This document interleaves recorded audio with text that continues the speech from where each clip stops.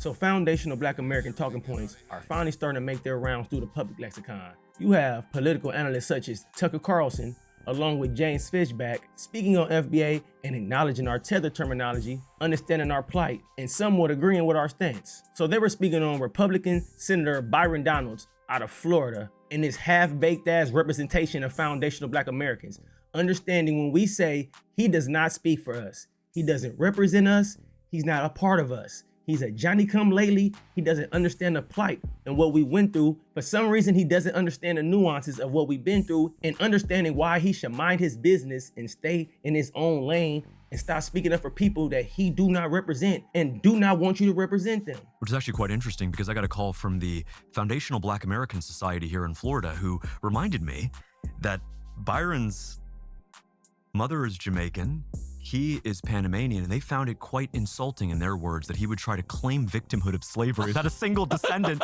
of American slaves in his family. I like those foundational guys. They're so good. Tariq Nasheed and all. I mean, I don't agree with everything, but like they've got a perspective. If your family's been here 400 years and the descendants of a lot of American slaves or families have been here 400 years, I don't know. I think that gives, I'll listen to you. Like you've 100%. got, you've got a point of view that is legitimate, I think. Yeah. And they're unequivocally heritage Americans. That's for sure. 100%. I mean, they're definitely heritage Americans, if anyone is. And, someone rolls in from Ghana and gets an MSNBC slot and starts speaking on behalf of Black people. It's like, shut up, honey. You've got nothing to do with this. Right. That's Literally. a fair perspective, right. I think. And so it's good to actually see them call them out for that. That's actually cultural appropriation. Appropriating the struggle of slavery. I totally agree. And the struggle of slavery was real. I don't think Republicans ever want to really whitewash that. It's real, no. Right? But for we're Byron, against slavery. We're against it. Whether it's in the, West Bank or here or anywhere. Or anywhere. Yeah, against it. But secondarily, to actually go out and try to gaslight us and think that you're just one of those guys that has been here, since the early 1800s and your family was in the struggle too, you're not. And that's a very interesting term that the foundational Black Americans use. It's called tether. They're tethering these tethers like Byron Donalds. They come here literally one generation in, and they try to just sit around and act so folksy that we're all part of the same struggle and we're all down on and we need to fight against. No, you just got here, dude. Like the Haitians, like the guys from Ghana who just got here, you don't get to just be a part of our system and then lecture us about how our country went wrong.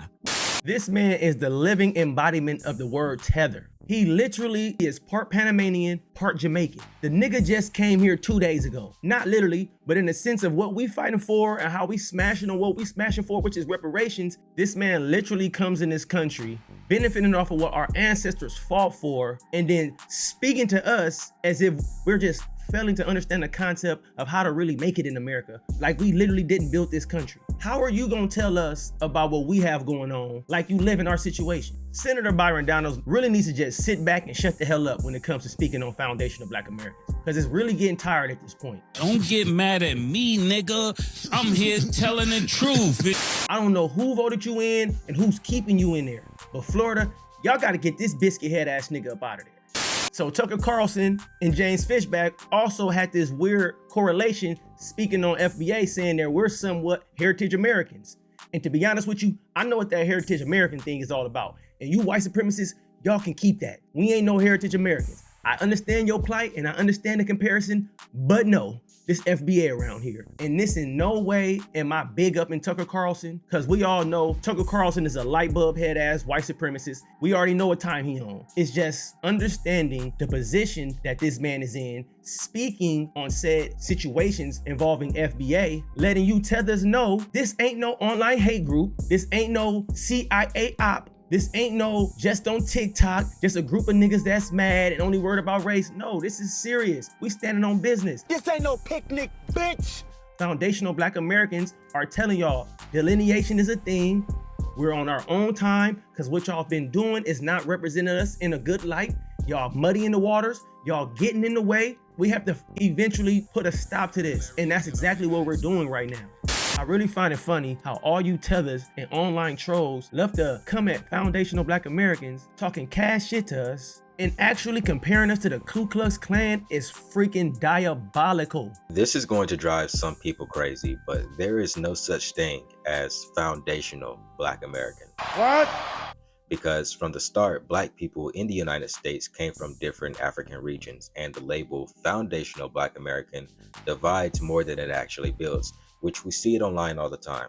There is nothing liberating about the term. What the f is he talking about? And the term is mostly used to gatekeep, rank, or dismiss other Black people outside the United States, and I find that deeply xenophobic and rooted in a desperate attachment to patriotism and white supremacy. There's nothing foundational about Black America because there is no Black American written in the Constitution. Oh, monkey-minded ass nincome fucking poop. When the Constitution was written, Black people were enslaved. We were still enslaved. We were not citizens. And we weren't named as people with rights. We were treated as property. So therefore, you can't be foundational to a system that legally excluded you. And I know this is going to go over a lot of people's heads. I'm a Black American with parents, grandparents, great-grandparents, and great-great-grandparents, all from the South. But I never want to be called a foundational Black American. I can accept Black American, I can accept African American or Afro American, but not foundational Black American, because foundational ties your identity to a system that never included you. Your lineage doesn't need a gatekeeping level. Besides, Black Americans retain around 90% of African ancestry, so reconnecting with Africa makes far more sense. The devil is a motherfucking liar, so you know I ain't worried, biatch. This is by far the dumbest shit I've heard anybody ever say. This is the dumbest comment that can ever be made about FBA. The fact that you would compare foundational Black Americans to somebody as radical as the KKK literally just goes to show how fucking stupid you are. So when we start gatekeeping our shit and, just demanding our respect, we have to be the KKK members. You hear how that sound? Ask yourself this question. Who was unalived in the name of FBA? Who houses got burned down in the name of FBA? Whose communities got destroyed in the name of FBA? Everything that y'all be crying about is literally just Black people on the internet clapping back at y'all. And the funny thing is, y'all always seem to see when we retaliate, but y'all never seen what these people do to initiate it. That's what I don't like about Pan-Africanism. Y'all can have your own beliefs and do whatever you want to do, but I don't understand. I do not like that y'all just let these people talk crazy and greasy about us, and all of a sudden y'all turn into Ray Charles and act like you didn't see what's going on. But you sure seen when a nigga clapping back at somebody though, huh? You $5 ass Africans gotta be stopped as well. My name is Dewey. Oh, ba ba ba. Ooh, mama say, mama say, mama kusa. Jenkins. Nigga, what?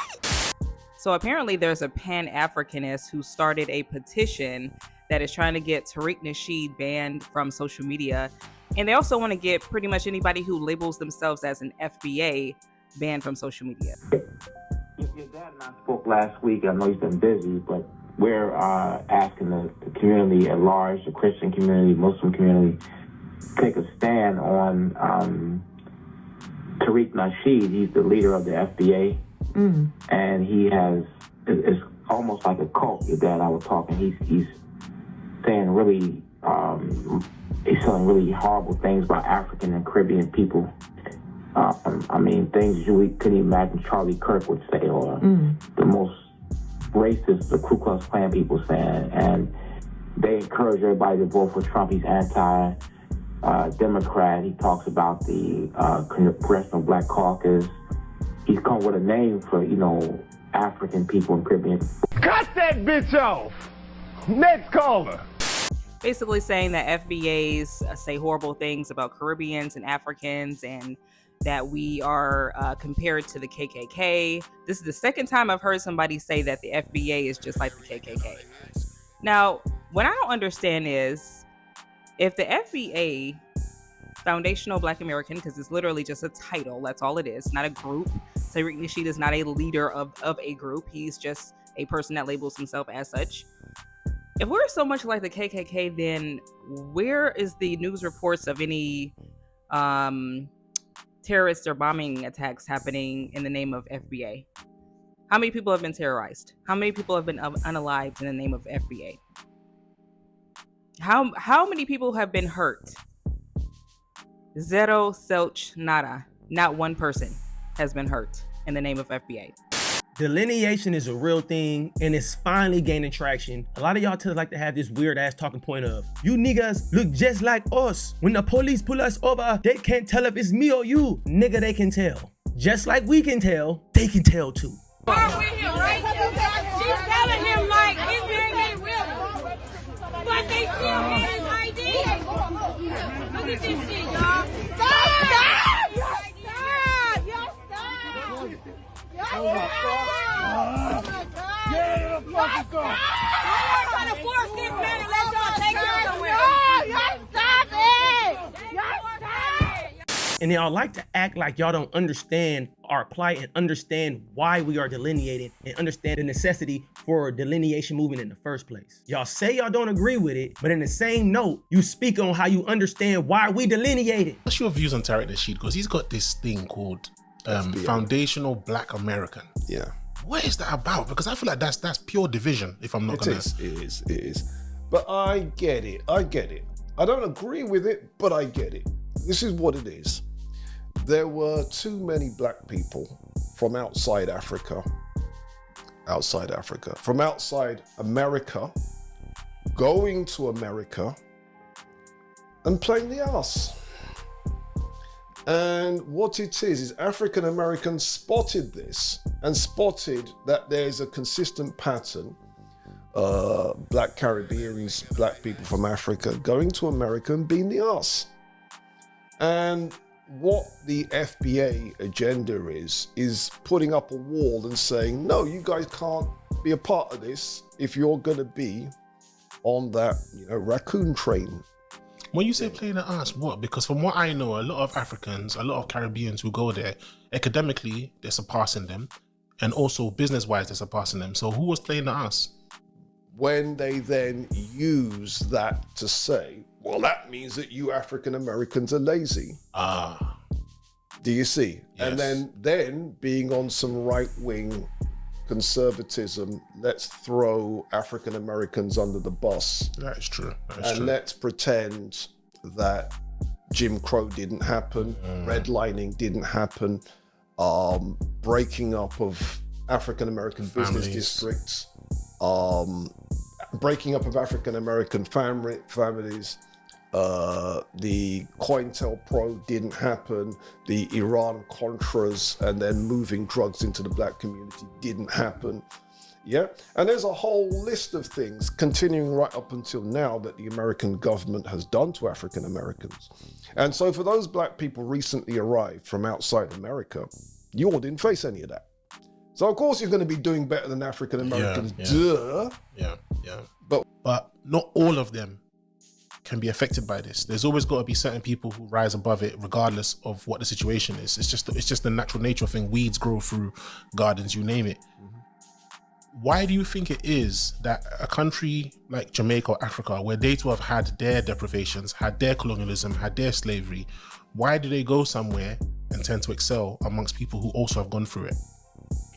Because you're not comparing like with like, that's why. Okay. A lot of us think we are comparing like with like. You're not. Let me explain. Generally speaking, Caribbeans in America, not the ones in the Caribbean, but the ones in America, will represent the top 10%. I see. So if you're really going to compare like with like, you have to compare the top 10% of Caribbeans with the top 10% of African Americans. Okay. And when you compare the two, the African Americans are slaughtering us, bro. Damn. It's not even close. It's a massacre. But what it is we compare the top 10% with your average African American. You're not comparing like with like. And if you compare your average African American, you're 51, you got 1 to 100 and Mr. number 51. Number 51 is richer by a factor of 20 than your average Jamaican. Do you see? So what happens is it's a perception thing. Now let's be clear. We can all point to people from outside America, go to America and rise. Yeah? Colin Powell did that. Kamala Davy Harris has done that, whatever. But you can't pretend that's typical. Do you see? Yeah. But what happens is because we live in a world where people don't really have full pictures, you can take the exception, use that to smack around African Americans' faces. You know, this guy just got off the boat, he's doing better than you. Not realizing, but for my man to have got on the boat in the first place, he wasn't typical of the country that he was coming from. He was in the top echelons of that country. Do you see? Yeah. And the same is true also with people from Africa going to Black America.